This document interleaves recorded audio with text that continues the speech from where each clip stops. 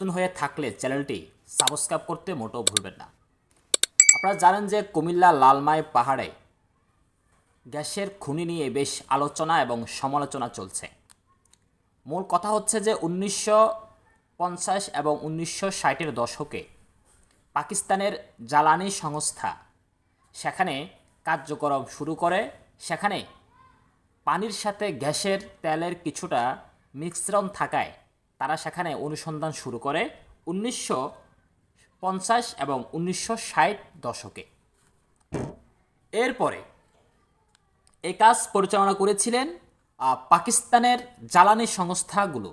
তারা কুমিল্লা লালমাই দেশ স্বাধীন হওয়ার আগে এই কুমিল্লা লালমাই পাহাড়ে এসেছিলেন গ্যাসের তেলের খনি আবিষ্কারের জন্য, এবং সেখানে তারা তেলও পায়।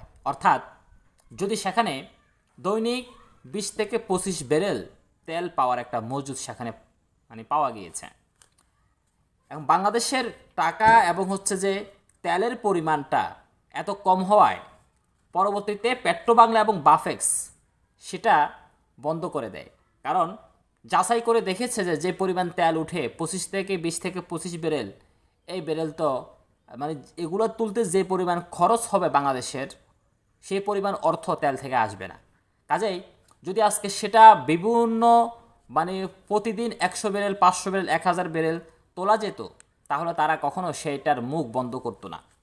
পরবর্তীতে বলা হয়েছে পেট্রোবাংলা ও বাফেক্স সম্ভাব্য যাচাই করে, তো বড় আকারের জ্বালানি না পাওয়ায় বাফেক্স এবং পেট্রোবাংলা এবং জ্বালানি সংস্থা সেটা বন্ধ করে দেয়। কী কারণে বন্ধ করে দেয়? বলা হয়েছে যে যেহেতু এটা তেল, গ্যাস এবং যে বিভিন্ন ধরনের প্রবলেমজনিত জিনিস, সেক্ষেত্রে সেখানে যদি কোনো প্রকার পর্যটকেরা বা কোনো আগুন নিয়ে ঝামেলা করে, তাহলে যে কোনো সময় বড় দুর্ঘটনা ঘটতে পারে। তো বড় দুর্ঘটনা ঘটতে পারে সেই বিষয়টাকে লক্ষ্য করে তারা সেটাকে সিলগালা করে দেয় এবং সেটা স্টিল দিয়ে জ্বালাই করে দেয়। সো এ কথা বলা বাহুল্য যে অনেকে মনে করবেন ভারতের কারণে আমরা উৎপাদন করতে পারতেছি না।